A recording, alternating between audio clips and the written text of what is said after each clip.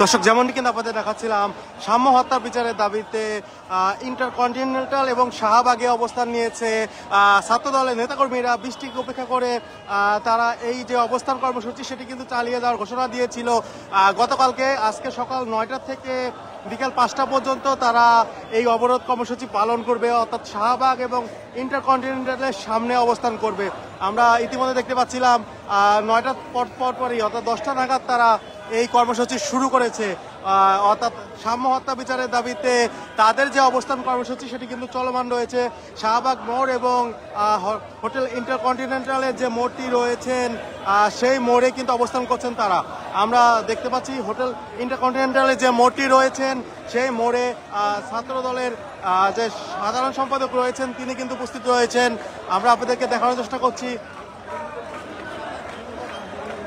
সাম্য হত্যা বিচারের দাবিতে নানা রকম স্লোগান দিতে শুরু করেছে নেতাকর্মীরা। অর্থাৎ আপনাদেরকে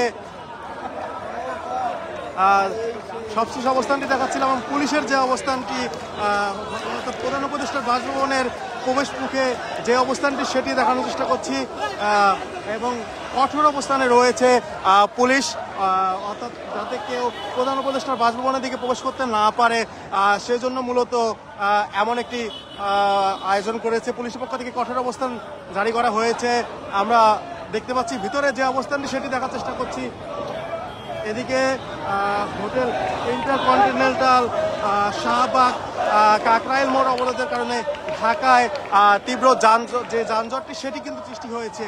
অর্থাৎ ঢাকার যে অবস্থানটি সেটি কিন্তু বলতে গেলে একবারে নাজেহাল। অর্থাৎ 3টি বড় বড় পয়েন্ট আজকে অবরোধ করা হয়েছে। এর ভিতরে কাকরাইল, শাহবাগ এবং হোটেল ইন্টারকন্টিনেন্টাল সামনে অবস্থান নিয়েছে ছাত্রদল এবং শাহবাগে অবস্থান করছে ছাত্রদল। তারা বলছে যে যতক্ষণ পর্যন্ত সাম্য হত্যার বিচার না হবে ততক্ষণ পর্যন্ত তাদের যে আন্দোলন সেই আন্দোলন কিন্তু চলমান থাকবে। আপনাদেরকে দেখানোর চেষ্টা করছিলাম সবশেষ অবস্থানটি। এবং ছাত্র দলে যিনি সাধারণ সম্পাদক রয়েছেন তিনি ইন্টারকন্টিনেন্টালের সামনে থেকে নেতৃত্ব দিচ্ছেন।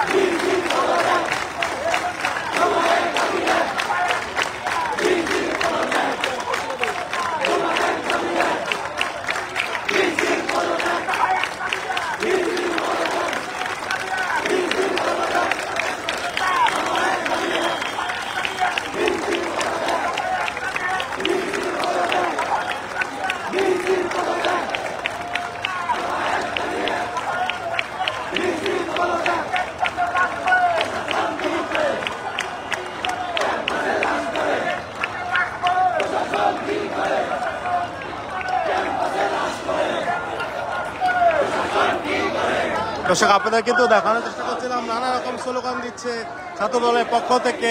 তারা যেটি বলছে ডিসির পদত্যাগ করতে হবে, অর্থাৎ সাম্য হত্যা বিচারের দাবিতে ডিসির যে পদত্যাগ সেটি কিন্তু তারা দাবি করছেন।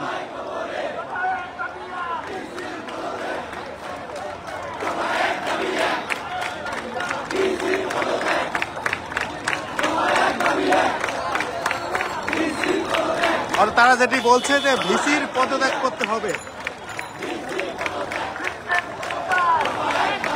সাম্য হত্যার বিচারের দাবিতে ভিসির পদত্যাগ চাইছে ছাত্রদল। ছাত্র দলের পক্ষ থেকে কিন্তু কর্মসূচিতে এরকম স্লোগান থেকে দেখা যাচ্ছে।